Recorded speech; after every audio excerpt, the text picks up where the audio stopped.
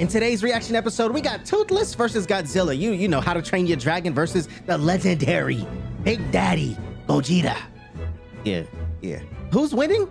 As much as I love Toothless, I don't see him beating Godzilla. So with that being said, man, original video is linked in the description below. Let's go ahead and see this 3D combat analysis breakdown by Goji Center. Godzilla's winning this one. Let's get it. Oh, this looks amazing. Today, legendary Godzilla has set its sights on Toothless and has determined that today is this Night Fury's last day on Earth. I'm pretty sure it is. How will Toothless deal with this threat? Today on Goji Center, we will review all the abilities and strategies that this Night Fury will have to rely on if he is to survive an encounter with legendary Godzilla. This won't be easy. Nah. As we review all the abilities Godzilla brings to this pursuit, we will quickly find out that this encounter will be nothing short of devastating. So sit back, hit that subscribe button, and hold on tight as we travel with both Godzilla and Toothless around the world to see if this Night Fury can survive an encounter with the G-Man. I don't see it. I don't see it happening. Godzilla wins, bro. As mentioned already, Godzilla is already determined to kill this fella, but why? Let's go back in time to see why this encounter is happening in the first place. In this scenario, we are putting these animals in an alternate universe where both of these creatures reside on the same planet, and all of their abilities and weapons are just as powerful as they are in their respective cinematic universes. This also includes their philosophies. Knowing this, we now need to turn over to Godzilla, who will most likely be the one instigating this fight. Why? Let us explain.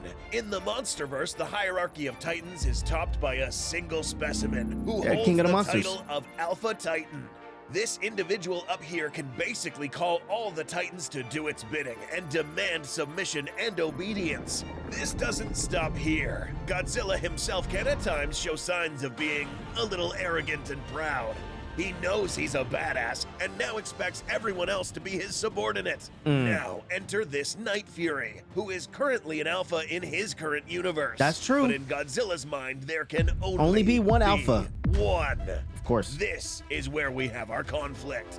We also have to mention the matter of this Night Fury's size. While not as large as a Titan such as Behemoth, Kong, or Scylla, this dragon does have the weapons necessary to fend off some Titan-sized creatures. Yeah, he packs a punch. Placing him a little higher in the hierarchy of powerful creatures on the planet.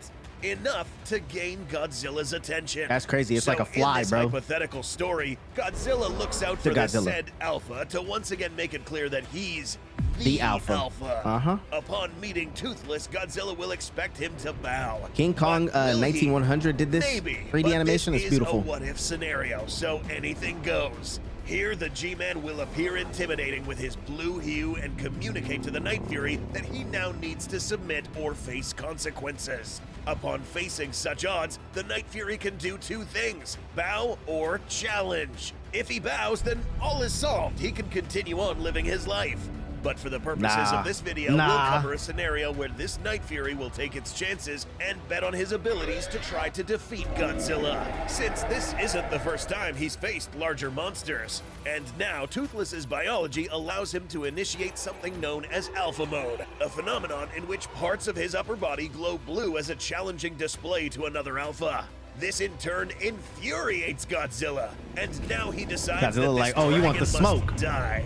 Godzilla quickly charges up his atomic breath. The Night Fury knows what's coming. Oh, he's gonna get out the way. Come on, man. Leverages all of his abilities to evade any atomic blast Godzilla shoots at him.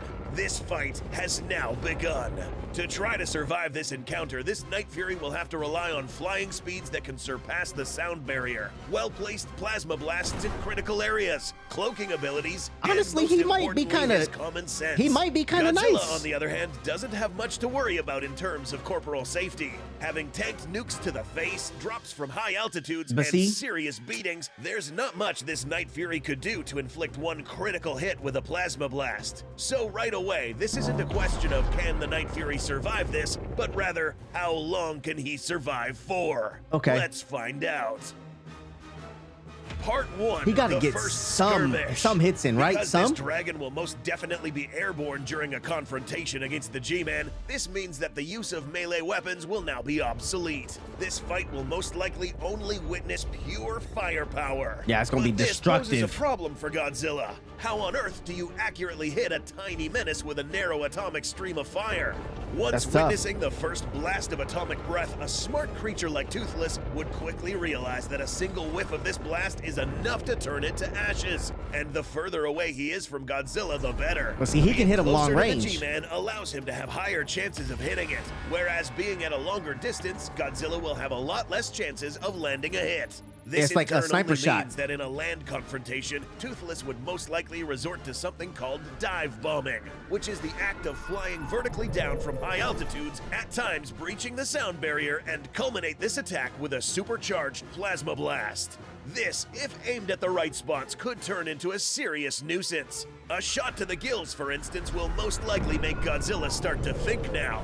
Yeah, Since like there's how do I nothing much he how can do I do other defeat than this waste his Night atomic Fury? breath trying to hit an extremely small moving target, similar to you trying to shoot a very fast fly with a super soaker from a distance. In this Exactly. scenario, Toothless has developed a strategy to continue bombarding Godzilla at range, But will it be leveraging enough? his speeds to avoid a direct hit by the atomic breath. Is his cloaking ability needed? Not really, especially since his fast speeds already make him almost untouchable. Not to mention the fact that the use of this consumes a lot of energy. So, as you can imagine, Godzilla is now pissed. But You something can't hit is him. different now. After a good number of consecutive dive bombs, the G-Man noticed that the Night Fury has now retreated, but not for long.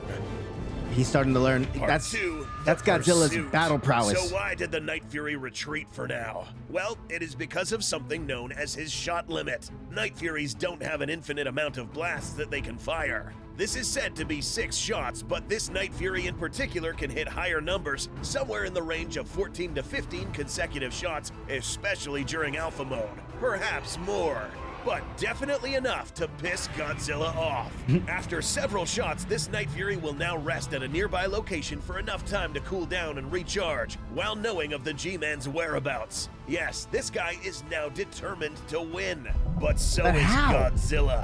I don't understand how he wins. I don't see it. Arms crossed, waiting for the Night Fury to come Nah, back. he's gonna go get him. He's going after it. He's got that, turning this that alpha battle radar. into a pursuit. Now, it is important to note that Godzilla has the ability to detect other nearby titans and other active alphas. Using this ability, Godzilla will now follow this Night Fury relentlessly. And the Night Fury, on the other hand, would constantly keep his distance as soon as he hears Godzilla approaching, since this guy has excellent senses. But after some time, the Night Fury will have recharged his plasma blasts and repeat this process. This can't go on forever, though. This cannot go on forever. Godzilla from all directions, except that by this point, it's likely that the Night Fury might have picked up at Godzilla's most vulnerable parts, his gills. It would only take 2 to 3 shots in this area for Toothless to pick up on Godzilla's painful groan after these impacts, meaning that the third time that he attacks Godzilla, all shots will be aimed here. Remember, this guy is smart. He's smart so too? literally any advantage he detects, he will exploit. But he isn't the only one figuring something out. Godzilla now realizes that these shots are hitting his gills a little more frequently. So apart from this pursuit being arduous and annoying, it's now becoming painful. So his next move is to shift the battlefield to a place where the Night Fury's abilities will become the water. obsolete. They're gonna go to the water. Yep. At this point, Godzilla stops following That's the Night smart. Fury and now lets this dragon come to him. Part 3, the final encounter. Man. In the past, Godzilla has resorted to fighting in the ocean when facing flying titans. Fighting on the ground only limits him to one axis, while allowing the flying creature to basically have infinite maneuverability above him, putting him at a disadvantage. That's Fighting true. in the ocean is different. While it is true that the flying opponent still has infinite maneuverability on the surface, one mistake such as flying too close to the water surface getting can spell snatched. doom for this creature. Down here, both Godzilla and his opponent have said infinite maneuverability, but Godzilla now would have the edge. In Ghidorah's case, Godzilla was able to bring him down because he was flying too low. But what about the Night Fury? It's not like it's going to fly low the whole time. In this fight, it would only do this at each culmination of a dive bomb. So what's his plan? So Godzilla Let's gotta time find him. out. Godzilla would have to time him. Godzilla allows himself to be found by the challenging Night Fury, who, by the way, has its sights set on Godzilla's gills. But this time, Godzilla has a little surprise waiting. As he detects the Night Fury approaching, the G-Man will now position himself with part of his body on the surface to give the Night Fury a reason to fly low enough to shoot at his gills. He's baiting him. As He's the baiting Night him. Fury That is dive bombs, brilliant. The G-Man now swims up, activates his atomic breath, and with its colossal body creates a water splash so powerful that the Night Fury finds himself in the middle of a giant watery splash intended to bring him underwater. A smart animal like this Night Fury would quickly figure out what Godzilla's trying to do, so now he'll be more careful. After this failed attempt, Godzilla now swims close to the surface, receiving shots on his dorsals close to his gills. It is now when Godzilla lifts his massive tail, carrying so much water with it that it manages to disorient this Night Fury, slowing him down just enough for Godzilla to almost hit it with his atomic blast. That's close. He missed. That's close. But now the Night Fury is heading straight into Godzilla territory. And now he's in the water. Now, the next obvious question, can this guy even swim? Yes, he can actually, and he's good at it. But one thing to consider here is that this guy's speed underwater will decrease exponentially, putting him at the same level as Godzilla or below. Meaning he's that done. it will be many times more difficult He's to done. dodge an atomic attack, and Godzilla knows this. Godzilla turns around and begins to charge his atomic breath again, but Toothless quickly fires his plasma blast underwater. Yes, they can do this, and distracts Godzilla for enough time for him to reach the surface and begin to fly away.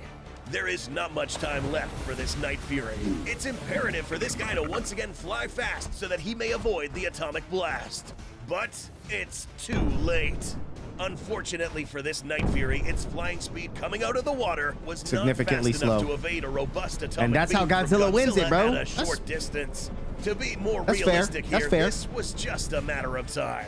Admittedly, this could have also eventually happened on land with one lucky shot from Godzilla. Except in this scenario, the G-Man chose the playing ground where this would have had more likelihood of happening. But He did it realistically, his would way. this fight Very even smart. happen? Probably not. Upon witnessing that not a single one of these plasma blasts can critically injure Godzilla, Toothless would have realized that this is a lost cause and submit.